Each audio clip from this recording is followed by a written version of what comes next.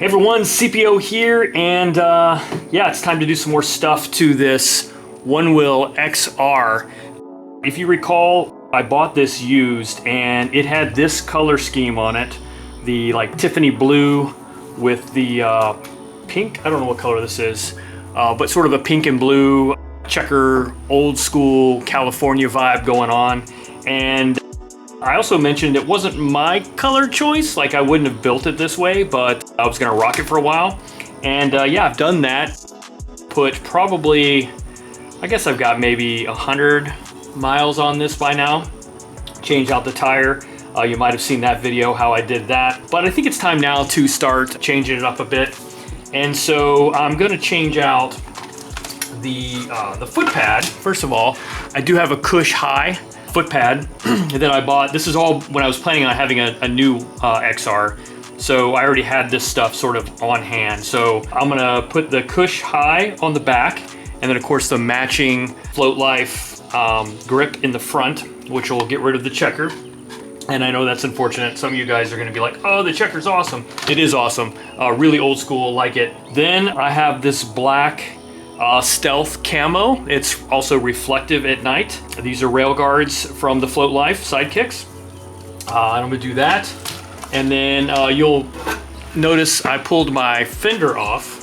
I did that a couple days ago and really enjoy riding around without a fender. Love the look of this exposed tire, but it does sort of, become a little bit messy, particularly in the mornings around here. The streets are all wet from water sprinklers and stuff like that, or overnight rains. So I do have the float fender that I'm going to go ahead and at least put on, show you how that works, and then I can take it on and off easily when I want. I know this is gonna seem weird to you guys. I also have all this stuff in orange, including, I originally was gonna do orange float plates. These are the V3 float plates. Orange, also reflective SideKicks, and then the orange fender from Float. But yeah, so this came with these blue V3 float plates, and you can see I've put them to use. And I think I'm gonna leave the blue on there for now. So let's try and decide if I really wanted to change this to orange. The problem is the bumpers that came on this used one are the same sort of pinkish color. So I don't have the black stock bumpers, so I could probably find some pretty easily, some takeoffs. But then I thought, well, okay, so that's probably not bad. Black and pink and blue. I'll give that a try and see if I like that color combination. So before I pull those off to swap the bumpers, I don't think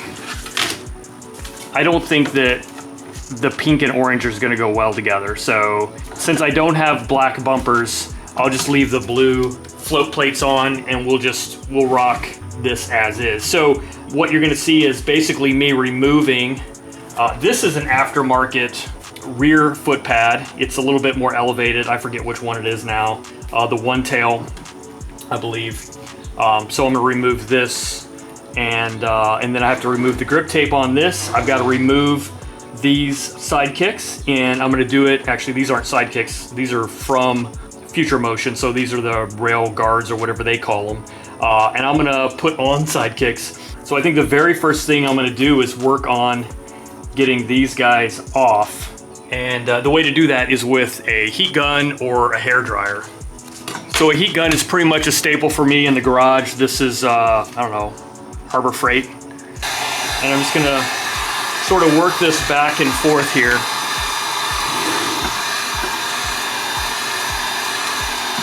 And that's gonna warm up the adhesive underneath. And then I have this trim tool here that I'm gonna use to try and pry it up.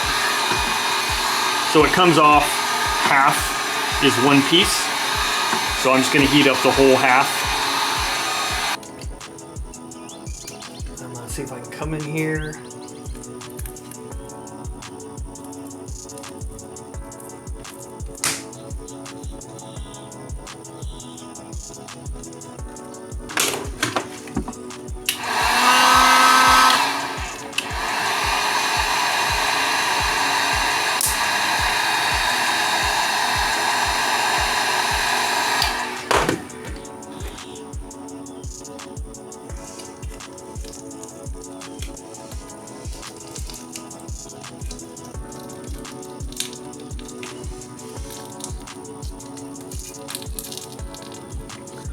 Unfortunately, the adhesive is sticking pretty heavily.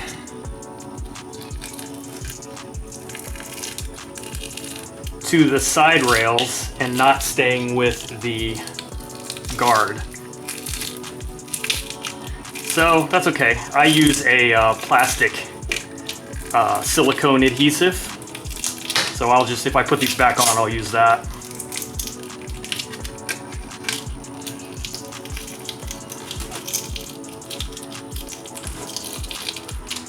And I'm just working it loose. There we go. So yeah, that's one off. This is pretty easy to roll off with your fingers. So now you can see the original rails and the damage that they have. So I bought this from a guy who, and I knew this was here. Like I didn't like, oh no, I thought this was brand new. No, I knew this, but I bought it from a guy who didn't have it protected right away. And so, you know, it's not uncommon to put some damage on them and then want to clean them up. So it's just battle scars.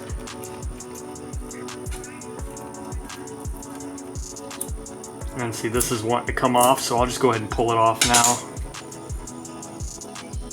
That was something I temporarily put in place with that silicone adhesive, as a matter of fact, in my video where I installed the tire. So those are coming off anyway, because the SideKicks come with something for that. All right, so now I'm just gonna do the same thing.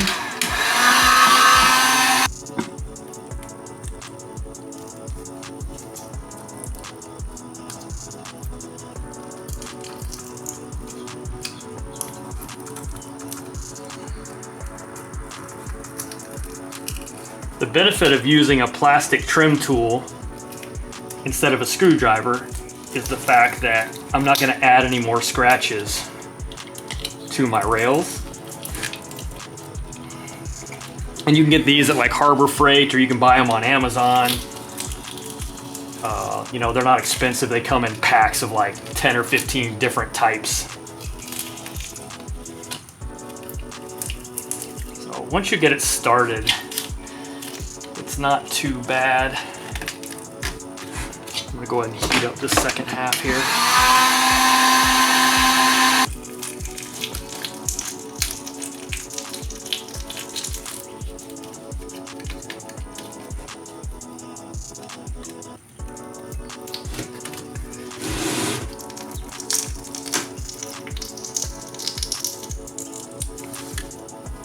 And there we go.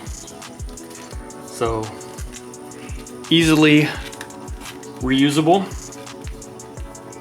You shouldn't need any like chemicals or anything like that to get this off. Like,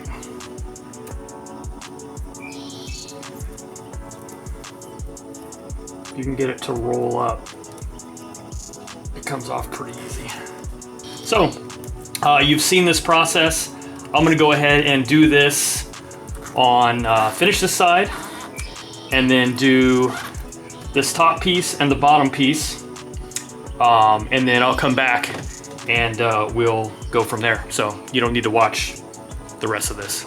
So I don't know if you remember this, but I did install this handle from Badger Wheel. It's the stealth handle with the hex grip, and so I need to remove that to remove this little top rail protector. So super easy to do.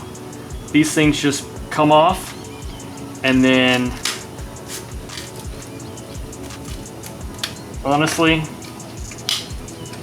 just like that. So you remember I had some issues with the velcro here, so I'm going to remedy that while I'm in here today. Also, one other thing here, if you need to use a razor blade to remove, this is the silicone adhesive that I use for those little bottom pieces. If you're careful, you can use a razor blade just like this to get that off. You could use it on all the other side areas as well if you don't want to roll it. They also make plastic razor blades, So I've got some somewhere, I just don't know where they're at right now, and I don't feel like going and looking for them.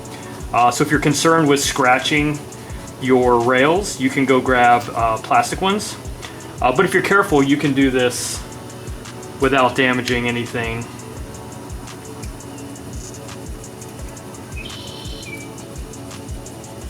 So this silicone is a little bit harder to remove than the adhesive that comes on them from the factory. So in this case, the razor blade is the easier option. All right, so here are the removed side rail guards, all ready to be reused should I decide to do that. And here's all the adhesive I removed. And yes, I realize it does look like a 10-year-old kid's booger collection. But yeah, that's a lot of stuff holding these guys on. All right, so now that I've got these original, or not original, but the older rails off, I'm gonna go ahead and put the new ones on before I do anything else while these are still nice and clean. As you can see, everything is sort of a mess. So when you're dealing with adhesive-y stuff, working on clean surfaces is best. But if you can't do that, at least make sure that the surface you're applying to is nice and clean. So I probably don't need to do this since I just removed adhesive, which basically makes it a very clean surface. But I'm using rubbing alcohol just to get it nice and clean so that the new adhesive sticks without issue. I'm going to do one side at a time, top, bottom, and side. So this is just 70% isopropyl. I usually run like 98%, but yeah, when the wife went and bought some more, she got 70. It's fine, it just needs a little bit longer time to dry. It's got more water content, but that's okay. And then here are the SideKicks. Again, these are the stealth camo, and they're reflective at night. I got these from One Stop Board Shop, and I originally was gonna buy them from thefloatlife.com, but they were sold out of this particular color, which is the one I wanted. And so I checked out One Stop Board Shop, and they had them. So I ended up getting this and the black float fender. This is the V2 fender from One Stop Board Shop. We'll pull this off. And then basically what I'm looking for are the sides that I need. So that's there. Set that right there. And then that one there. So it's gonna go just like that. Now there are these little holes that are pre-cut. You can just pop them out, just like that.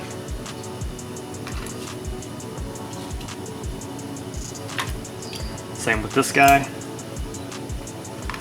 All right, so first thing I want to do is check my alignment. Make sure I understand.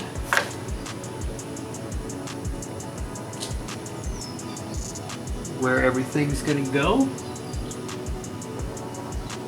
And then it lines up properly. And I'm using this axle bolt hole as my guide for left and right center, and then of course centered up and down. So what you can do, when I do adhesives, I very rarely pull the whole thing at once. I usually pull a tab out just like that so that I can start it without the whole thing sticking. So I'm centering it on the axle bolt, centering it up and down, and of course taking a look at this and just pressing that down right there. All right, now because this is the first time I've done these, before I fasten it all the way down, I want to make sure everything's going to line up this way, which it is. So I'm going to go ahead and do the same thing here. So give yourself a little tab, and then I'm going to butt this up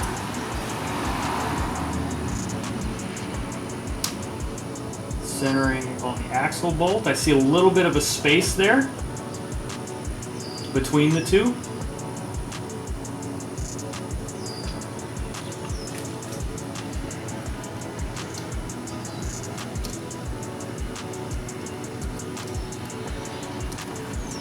Give myself a little bit more room here.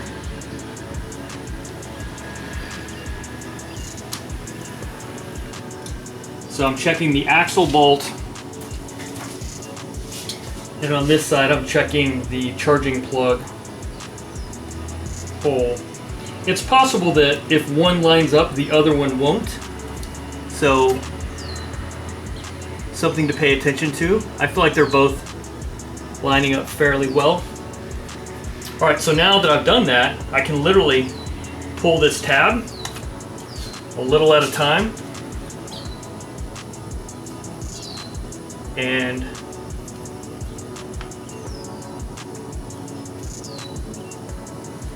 this gives me a great way to apply it.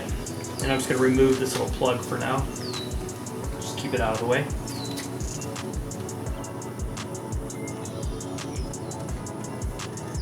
This is a great way to apply it without it getting off center or any major bubbles, which probably aren't a problem with this type of material. There we go. That side is on. Plug. Same thing with this side.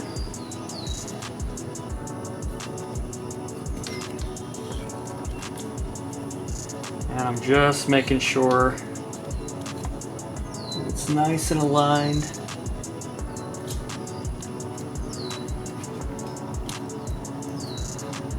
As I lay it down.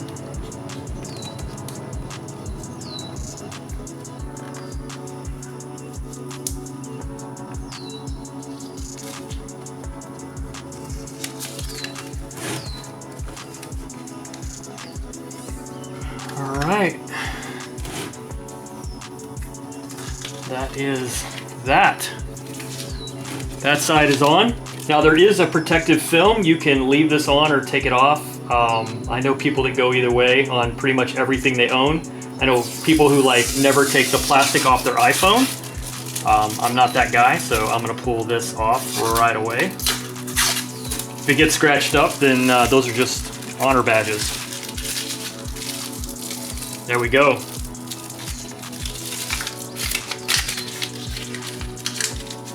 That's kind of cool. All right, now I'm gonna work on the top here. The same thing. You just got to figure out how to get the holes to line up. It's a pretty simple process. Once I have it in place, I'm going to pull myself a little tab. Center that over the hole. Make sure the other one is centered. And then I'm aligning it so that this top edge aligns with the outside of the new float plate, or of the new SideKick. So you want to put the side on first so that you have something to align the top with.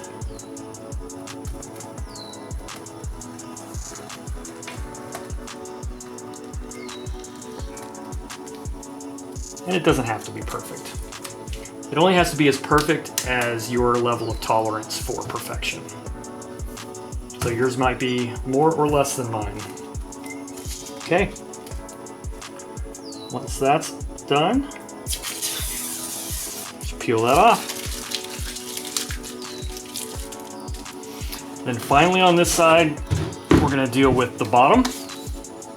What I like about these is the last little protectors I had on it had an issue where they didn't have the hole cut out, so I had to remove it to get to those screws. So here I have hole cutouts. Now I also have a place that I can have, I don't know if there are other bumpers that need extensions or if the XR versus the Plus, I don't know why. but there is a breakaway section here that I'm going to break off. And it looks like the adhesive is wanting to stay. So just real quick, I'm gonna razor blade that off.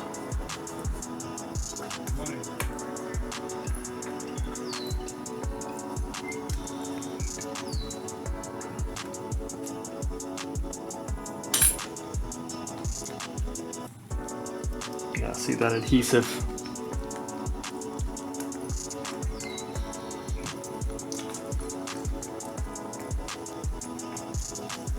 All right, so there we go. Pull this off. So that's what I need for my install. I'm going to check the alignment of the holes.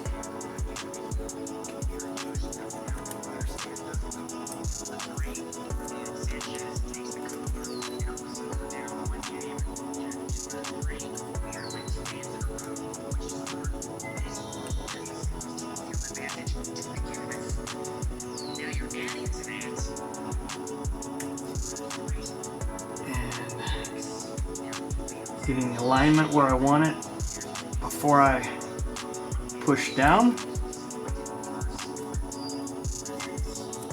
Myself a little bit more adhesive.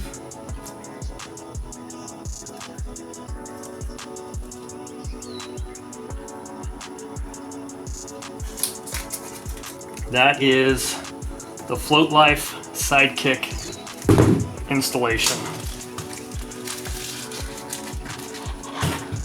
Yeah, I'll be curious to see how that looks at night. It's gonna be cool. And I'm gonna do the other side exactly the same, so I'm not going to bore you with that video. I'll just come back when that's done.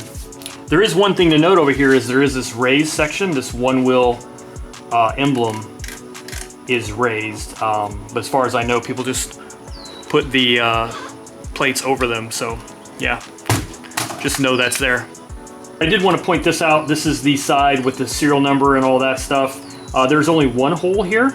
So I guess I didn't mention it on the other side where there's two holes, but these are side specific. So don't put the one with two holes. If there's only one screw hole, that means you have them backwards. So, and if you're on the other side and you only see one hole, flip it around. So just thought I would bring that to your attention. Cool, so I got that side done. And then just go through and repress all your corners. The corners are going to be the parts that are gonna sort of wanna peel up if you don't get them nice and pressed. Another thing you can do, old automotive sort of trim trick, is give it some heat.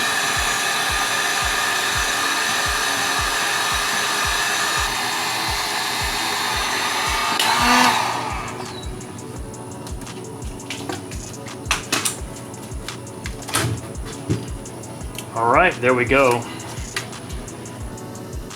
All right, so with regard to putting my Badger wheel handle back on, I have a fresh piece of Velcro because they do give you plenty of spares. Let me just figure out where I want to cut this. All right, so I cut this to size right up here to fit on top of that axle. I am going to go ahead and raise it just to be safe, and then also show you like what my strategy is for raising this Velcro.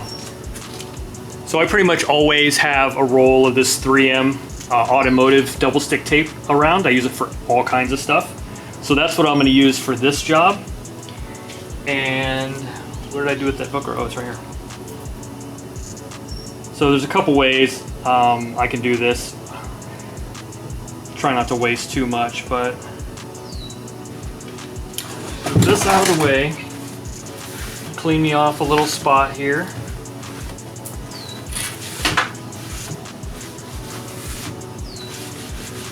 So what I'm going to do is just cut this to be the length of what I need. Maybe a little bit longer, just to trim it after the fact. All right.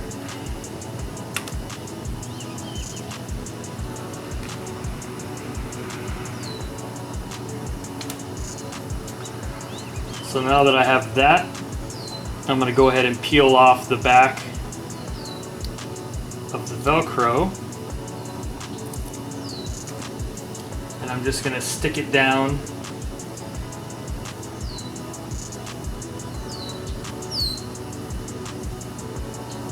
onto this, like that.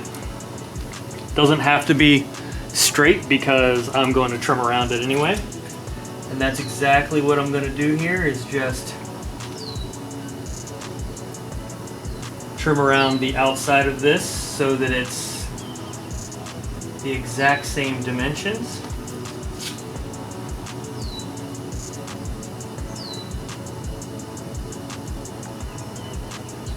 I know this just wastes a lot, but if you want to piecemeal it together, you're more than welcome to.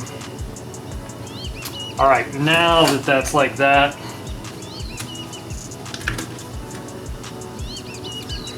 clean this with a little rubbing alcohol. And basically I made it twice as thick. So it sits a little bit above the rail, which is going to be perfect.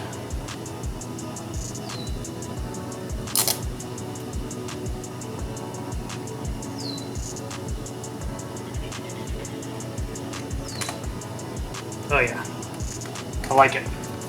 So now, when I come in here and slip my rail into place, just gonna go right in there.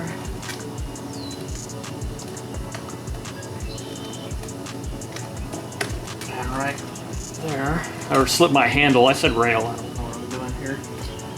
Now what I can do is just push that Velcro in, and that will secure it. And hopefully you heard that click into place. So yeah, very nice.